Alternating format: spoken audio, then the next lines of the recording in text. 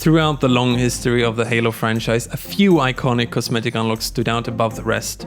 Some of these unlocks were rewarded through hard work and skill, and some were rewarded for specific achievements or to those who dedicated their time into the franchise. But throughout the years, the cosmetic system and the cosmetic unlock system have seen a steep decline. In this video, I will be discussing the value and importance of having a rich progression system with accomplishment-based unlocks, player autonomy, and how the current system, such as the one in MCC, is damaging for the longevity of the Halo series.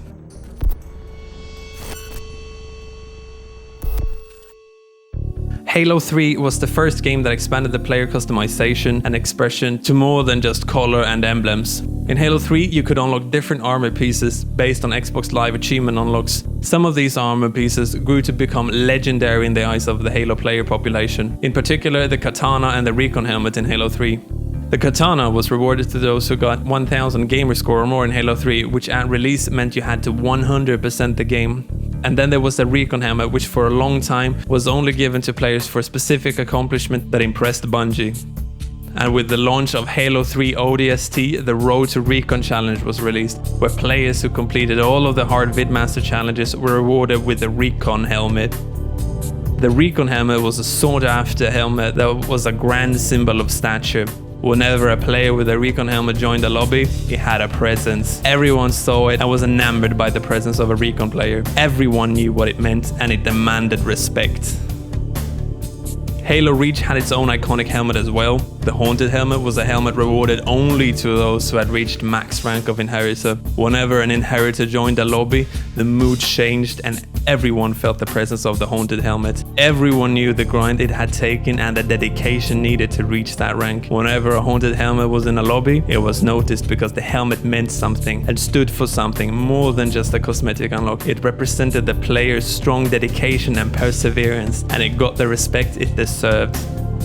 Halo 4 had a nice mixture of grindable gear along with unlockable armors through accommodations and performance-based goals such as completing the game on Legendary, but the shift of art style and that no armor in particular stood out or was hard to acquire as there had been in the previous games made it so it did not reach the same heights as, well, Reach.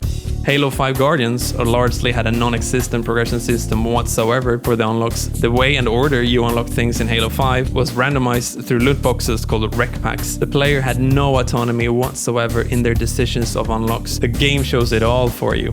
There were so many different armor permutations to accommodate the loot box aspect of the game, and the system just got watered down to the point where nothing was unique or distinct, with a few exceptions such as the Helios Grill armor and the Achilles armor, which were examples of interesting armor sets that were able to exceed and go beyond, representing more than just the visual aspect of the armors.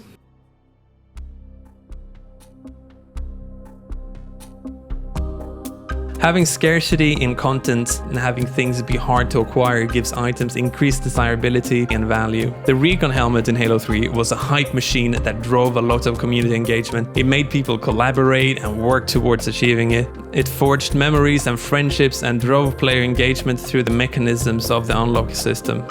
Having a cosmetic system where different pieces represent more than just the aesthetics of the pieces drives community engagement. It brings more perceived value to the items and will make players more attached to their Spartan because each part has a history and memory attached to it.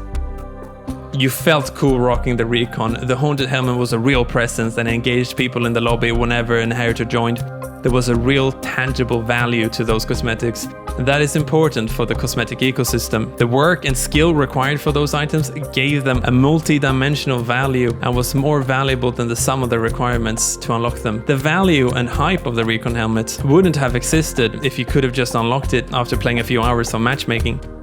It got its symbolic status in the game due to it being that hard to acquire and that it required dedication and skill. Having the Haunted helmet being purchasable for a few credits by anyone would have made the helmet lose its symbolic value as well. Now, every armor piece doesn't need to be a huge quest spanning over multiple weeks of planning, but having a large variety of easy to unlock and hard to unlock things creates a rich cosmetic system where some armor pieces gets to shine, while people still get to casually unlock other stuff. The thing is that if everyone can have a Ferrari, then nobody's gonna turn their heads when one drives by. If everyone is special, then nobody is special.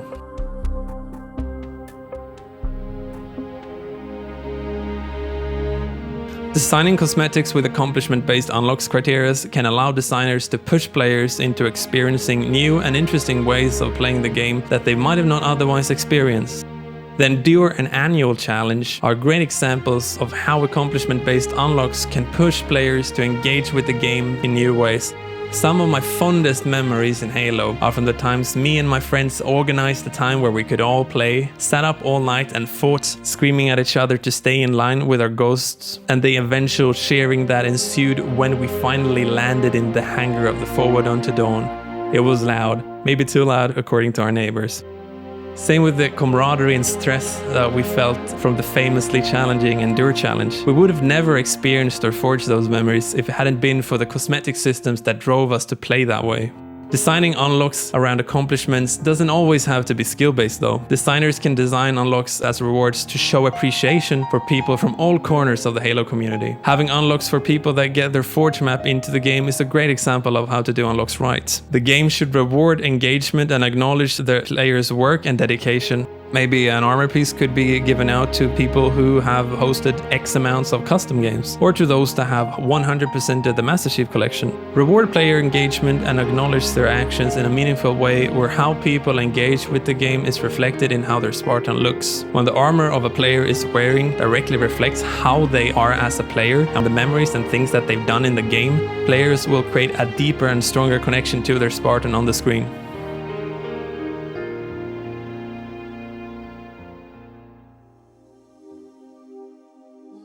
Players should have control over their own decisions when it comes to unlocking armors. These decisions should have meaningful consequences and affect their progression in the future. Players should have enough information to plan ahead and have something to work towards, and then have the autonomy to execute their decisions. Many cite Reach's cosmetic system as the height of Halo customization, and there's good reasons for it. Reach did so many things right. It did not just set a new bar for the level of customization options in Halo, but it also struck a good balance between available armors, where there were enough options for players to express themselves while still few enough for each piece to stand out and be unique. The way things were unlocked was also very well implemented. Some compare MCC's unlock system to Reach, where you get points that you can spend on cosmetics, but in reality they're very different. In Reach, armors became available for purchase gradually, while the amount of available credits at your disposal was lagging behind. You couldn't purchase every armor as soon as it was unlocked. You had to think and decide where to put your credits. This introduced tangible consequences to player decisions and allowed players to have a great sense of player autonomy in their decisions. The price was clearly stated in pieces that were not yet available for purchase, so players could plan accordingly.